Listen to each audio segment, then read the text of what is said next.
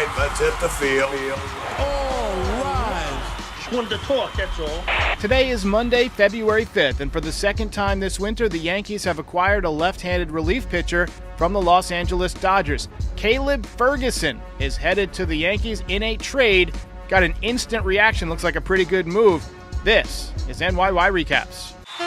Welcome to Yankee Stadium. New York City. Just when they thought I was out, they pull me back, kid. How's it going, everybody? Sorry for the short notice. I know there's only a few people on right now, but we got some breaking news, and I figured no matter how small the news is, we have not had much news for the Yankees this winter, so I figured I would go live and we would talk about it. The Yankees, for the second time this winter, have traded for a left-handed pitcher from the Los Angeles Dodgers. This time it is Caleb Ferguson. We're going to take a look at his StatCast numbers. We're going to take a look at his overall numbers in just a minute. I think this is interesting because the Dodgers just picked up Ryan Brazier, which is somebody that the Yankees were linked to. So this is the second time that the Dodgers have made a move and have needed to clear space, and the Yankees have been waiting with open arms for one of their, I guess, margin pitchers. But, you know, Caleb Ferguson, looking at this, just having never seen him pitch that I know of, there's a lot to like. He's good at keeping the ball off of the barrel of the bat as we look at his StatCast numbers in the 97th percentile and ground ball percentage in the 80th percentile. Now, when you factor in that the Yankees already get a ton of ground balls from Clay Holmes, you know, it's pretty good bullpen. Now, the Yankees earlier this winter also traded for Victor Gonzalez. He's another guy who keeps the ball on the ground. So I like the direction that the Yankees are going into run prevention in the bullpen by keeping the ball on the ground. He's above average in a lot of areas. Fastball velocity is above average. Strikeout percentage is above average. He's 27 years old. Last year, he made 7 starts. He appeared in 68 games. So he's a guy who can definitely carry some load in that bullpen. He was 7-4 with a 3.43 ERA. Year before that, in 2022, he appeared in 37 games, had 34 2/3 innings, 37 strikeouts. His 5-year ERA, as Baba Ganoush mentions, is 3.43, which is exactly his ERA last year. So pretty consistent across the board. But overall, I like the move. Absolutely, hey. Now, the Yankees have already lost Wandy Peralta this winter. He has, I forget who he signed with. I want to say, I forget who he signed with, but he left the Yankees last week. Padres. He got a 4-year, $16 million deal from the Padres. My mind was just drawing a blank. And so the Yankees needed some lefties in the bullpen. And, you know, when you think about all the depth that they gave up to get Juan Soto, there's some innings that have to be picked up. So the fact that they're getting a guy who, you know, can carry a little bit of a load out of the pen is good. Now, we should also mention Scott Efros is coming back. Now, if you just started watching the Yankees last year, you probably don't know much about Scott Efros. He was one of several trades that the Yankees made in the 2022 season at the trade deadline. He almost immediately got hurt. He ended up having Tommy John surgery, missed all of last season. He's kind of a sidearm slinger, almost submarine, which generally you would think is pretty easy on the arm. Darren O'Day's been doing it for like 2 decades. But, he hurt himself. But before that, he was a guy who was throwing a lot of innings and was able to take the ball quite often. So hopefully him bouncing back, we get some innings out of Caleb Ferguson, and that'll fill up some of that middle relief stuff that we're missing from Mike King, those middle relief innings. Chris Crossed, that makes sense. I almost Cross said, that's funny. I was reading a sign the other day, and it was like a nail polish place, and it said, polish, wax, nails, whatever. And I was like, why are they Polish wax and nails. My brain fried. It's fried. Long, boring winter. I need some action to get those neurons firing again. So off the top of my head, we got Clay Holmes at the back end of the bullpen. He's your closer right now. Whether or not you agree with whether or not he should be the closer is up to you. I'm not sure I trust him in a huge spot, but he had a good year last year. We've got obviously Jonathan Loaizaga coming back. Now with Ferguson and Gonzalez, 2 lefties in the bullpen. Efros is number 5. Maybe Marinaccio comes back. He struggled a little bit down the stretch. I'm going to pull up the Yankees stats from last year and look at Marinaccio's stats because I don't think he had a good year. To me, I seem to recall his velocity being somewhat down and his ERA was a little bit inflated. Yeah, he had a 3.99 ERA, so not great. He'll be 28 this year. Tommy Kahnle is still part of the bullpen. He had a solid year last year, 42 games, 2.66 ERA, and that's probably what you're looking at. They also signed Luke Weaver. He's probably going to be a guy who bounces back and forth between the bullpen and a spot starter type of situation. They lost Keenan Middleton. I believe they still have Greg Weisser, but I'm not sure. Anyway, Yankees probably not going to make any more big deals this winter, and this is not a huge deal, but I do think it adds some value to the bullpen. So Zachary Bass says, hopefully the rumors of Devin Williams from the Brewers can happen. Now, worth noting that the Brewers just traded Corbin Burnes to the Baltimore Orioles, one of the best pitchers in Major League Baseball. And when you consider the Orioles rotation now, man, they're going to be tough. And they're young talent. They got Jackson Holliday coming up. Jackson Holliday is one of the youngest, sweetest swinging lefties in the game, and he's going to give the Yankees a ton of trouble. Weissert was traded to the Sox. That's correct. I forgot about that. He was part of the Verdugo deal. You guess says, we're so cooked. I don't think we're cooked.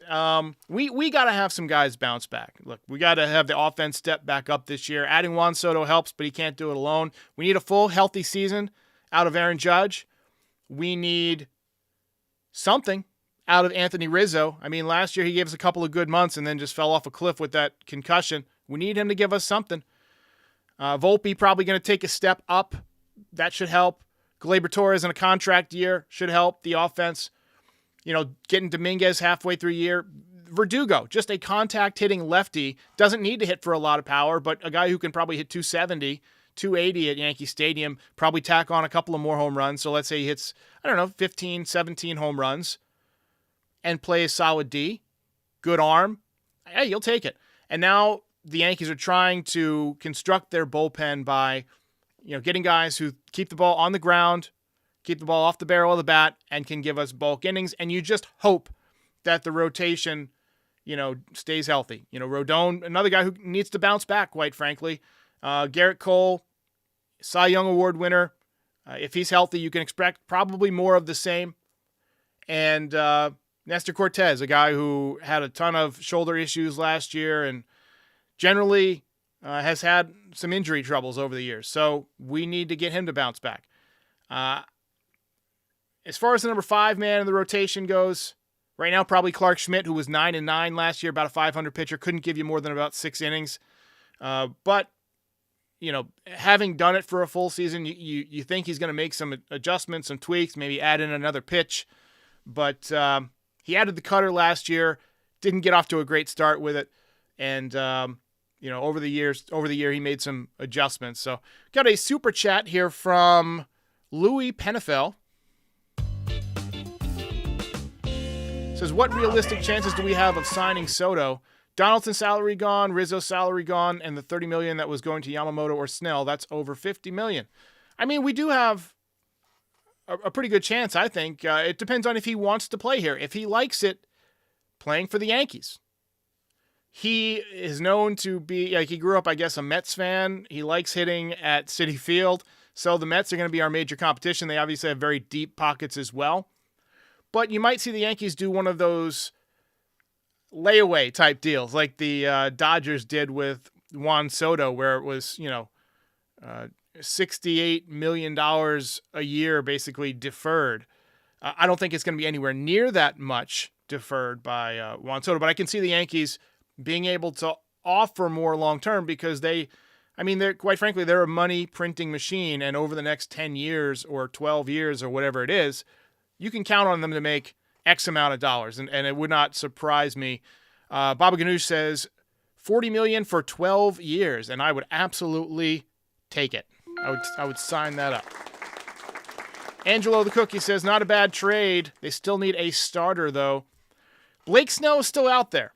And by the sounds of it, the Yankees still have the only legitimate offer. Here's something that the Yankees should consider.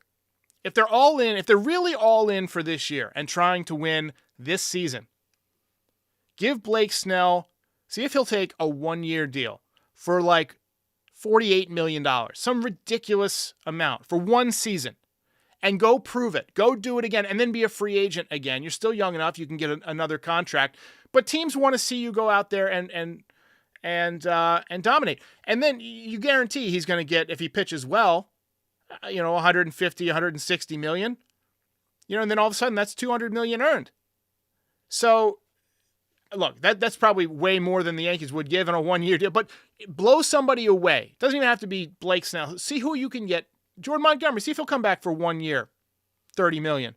He probably won't do it, but, make a run. You're the Yankees.